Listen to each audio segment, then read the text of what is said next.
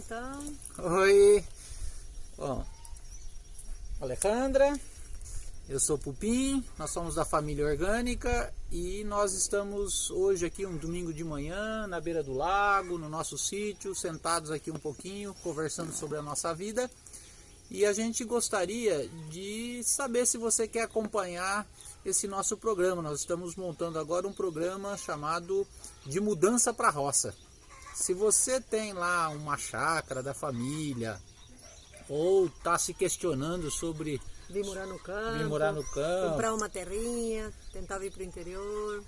Aproveitar até esse momento de pandemia que nós estamos vivendo para se isolar um pouco mais, mas ao mesmo tempo ter as vantagens da cidade, estar próximo do campo, foi um pouco a caminhada que nós fizemos.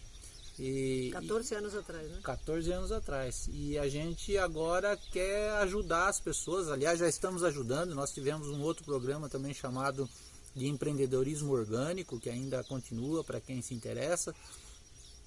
Mas o nosso foco agora é poder ajudar personalizadamente, quer dizer, de acordo com a história de cada um, com o momento de cada um, fazer essa transição da cidade para o campo e poder viver o novo normal, como se fala hoje, né? Viver um estilo de vida diferenciado, mais próximo da natureza. Na verdade a gente ficou pensando como a gente reconhece esse chamado, né? Então cada um é de um jeito, mas em geral as características são muito comuns, né? Então o que a gente sente quando está chegando a hora de pensar seriamente nessa questão de mudar para morar no campo, né? Geralmente a gente não administra muito bem o ritmo de vida urbano, ele é realmente muito diferente, mas uma coisa é você viver ele tranquilo e outra coisa é isso começar a te fazer mal. Você começa a sentir que você não se sente bem com esse estilo de vida. Você começa a se questionar a educação dos seus filhos ou como está seu relacionamento por conta desse tipo de vida, né? A gente sente falta muito da natureza. Então nossa vida acaba sendo um corre-corre, porque de segunda a sexta a gente tem um ritmo muito apertado, com muito agito, e a gente geralmente, quando começa nesses estados de crise, se questiona não ter visto o sol um dia, ou ter visto só na hora do almoço, né? E depois chega o final de semana e fica essa angústia de fazer as malas correndo sábado de manhã para tentar sair um pouco, ir no sítio de alguém. Quantas vezes, você lembra? Quantas vezes a gente ia em parque, ou procurava os amigos que moravam nesse sítio para tentar visitar, né? E era também uma angústia porque era sábado e domingo, onde a gente concentrava aqui sou eu, né? E aí domingo ter que voltar, e aquela angústia de domingo à tarde, porque justo na hora do pôr do sol que a gente mais gostava ficar no sítio, tinha que fazer as malas para voltar para a cidade. Viver o drama da musiquinha do Fantástico, né, no domingo à noite, para quem curte, né, esses programas. Mas realmente são sinais de que a gente está precisando mudar. E a questão dos filhos, isso é uma característica muito grande dos neorrurais, que depois a gente vai falar em outro momento disso, né? Mas as pessoas que fazem esse retorno para o campo, ou que realizam esse processo de migração para o campo, geralmente eles ou estão em um processo de início de maturidade de uma relação, né? Muitos casais, a gente, pelo menos nós, quase sempre, coincidentemente ou não, talvez por a gente ser casal, recebe muitos casais, mas essa questão de relacionamento mais amadurecido, ou filhos pequenos, é a grande fase. Nós, quando fizemos, nosso filho menor estava com um ano e meio, né? E foi essa coisa de agora ou nunca, né? E todo um processo de adaptação. Então, o que a gente queria hoje poder falar nesse breve vídeo um pouquinho para vocês é a questão de como que a gente faz, né, para fazer esse processo de transição, né? E as vantagens e desvantagens de viver no campo. Sem fazer, que isso é uma coisa importante, sem fazer o que muitos fazem, de dividir dois mundos, como se fossem o bem e o mal, né? Na verdade, são dois territórios de vida que a gente fala, duas possibilidades de construção de território. E esse é um dos chamados muito grande. A gente, quando chegou a hora de vir morar no campo, a gente não sente mais a cidade como seu território natural. A gente, na verdade, vai fazer um fluxo e vai usufruir, logicamente, do que a cidade trouxe de benefícios para a sociedade, né? Mas a gente pode ter duas vidas, é normal, né? Ou a gente viver no campo e fazer o fluxo para a cidade, ou a gente realmente viver muito feliz na cidade e fazer o fluxo para o campo quando precisa dos benefícios e das vantagens dele.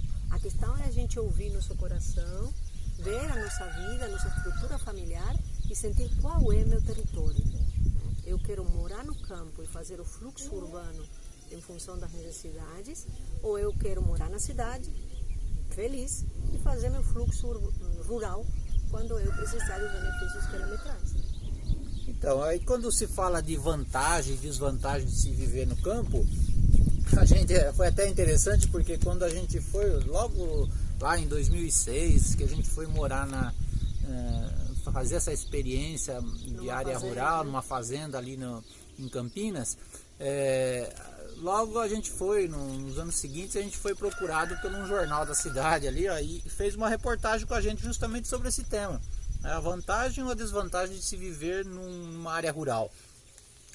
E aqui já não é uma coisa dessa época, né? É uma coisa que as pessoas já há muito tempo, sei lá, desde a década de 70, que já existe esse êxodo urbano, esse êxodo rural, né? Motivos, né? Por outros motivos.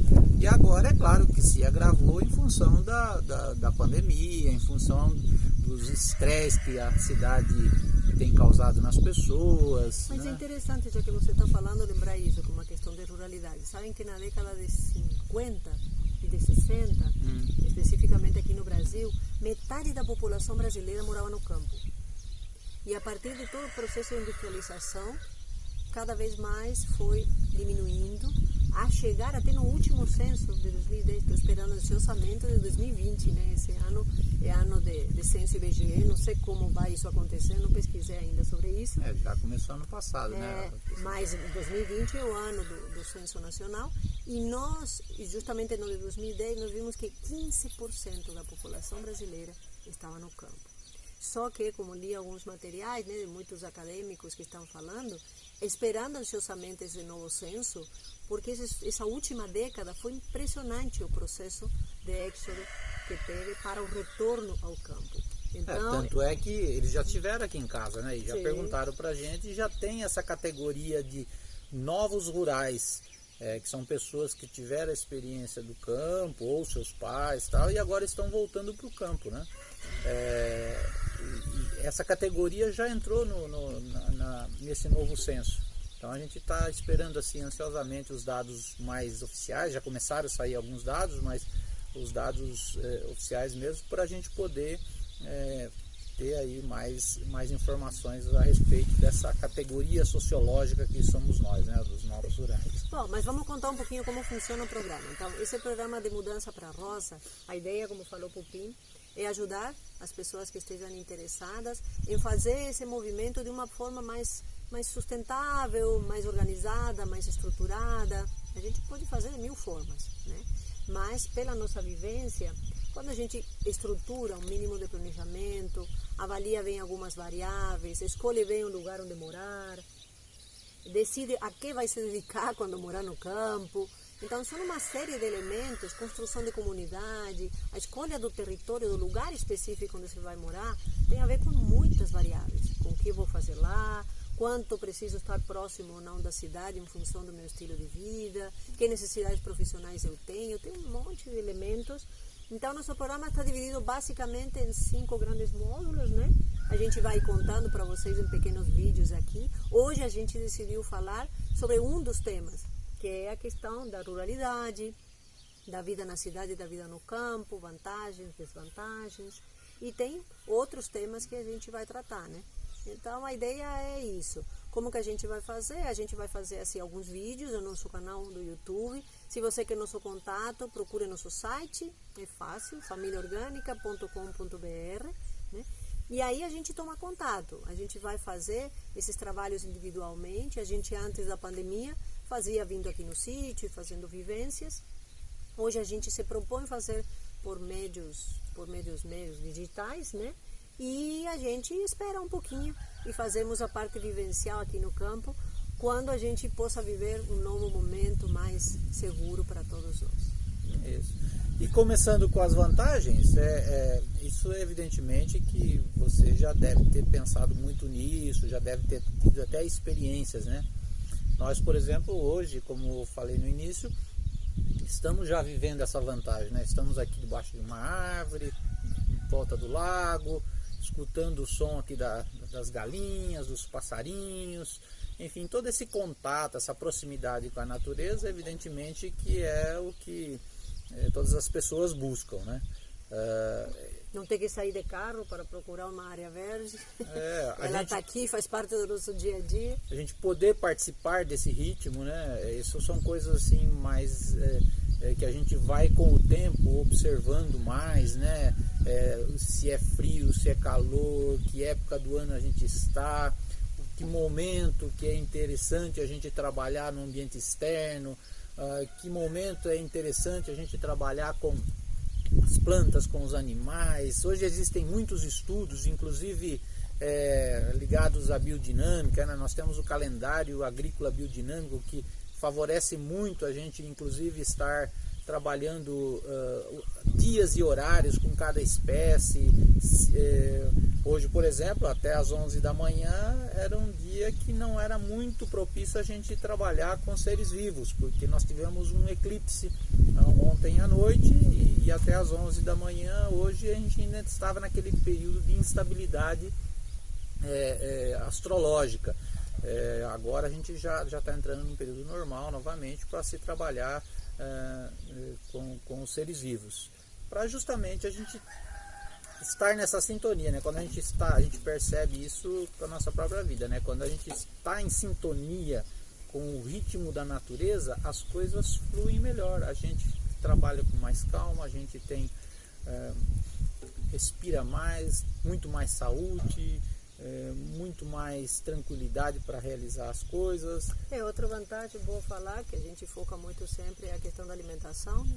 A gente decide, normalmente a gente começa fazendo sua pequena horta, plantando. É verdade que algumas coisas já se podem fazer no ambiente urbano, tá? A gente não está dizendo que a gente não pode organizar a vida no ambiente urbano, né?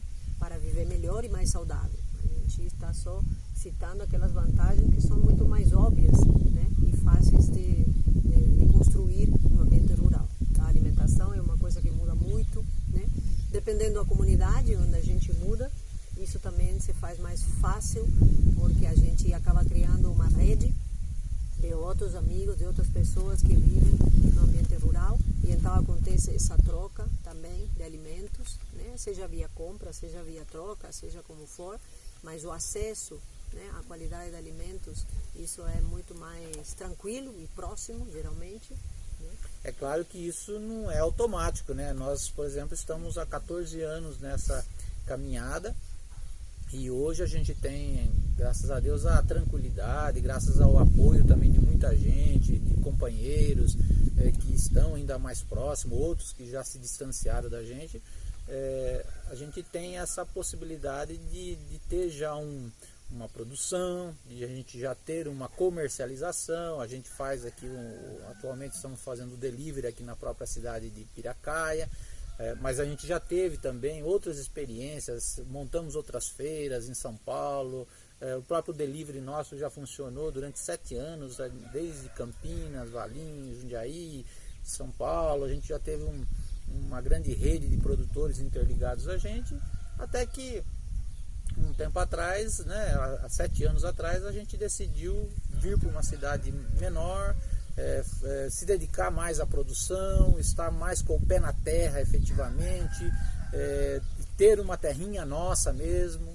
Até então a gente tinha feito experiências em terras de outras pessoas, parcerias, arrendamentos, coisas muito interessantes também para a gente conversar depois quando a gente chegar no módulo de, bom, e agora? Decidi, vou para a roça, como que eu faço? Aí a gente tem possibilidades né? Tem umas dicas para apresentar para você também, mas ainda falando de vantagens e desvantagens, queria colocar a importância do objetivo, do projeto de cada um. depende muito, né? A vantagem e a desvantagem de estar no campo depende muito da expectativa que a gente cria.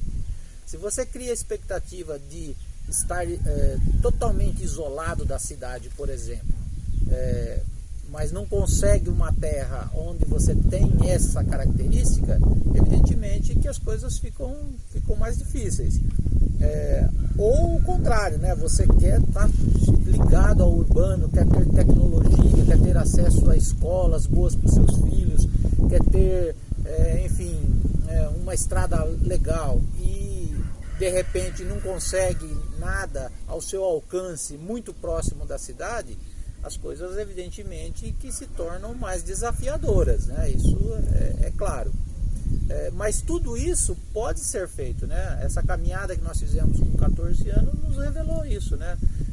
E acompanhamos muitas histórias de vida, né?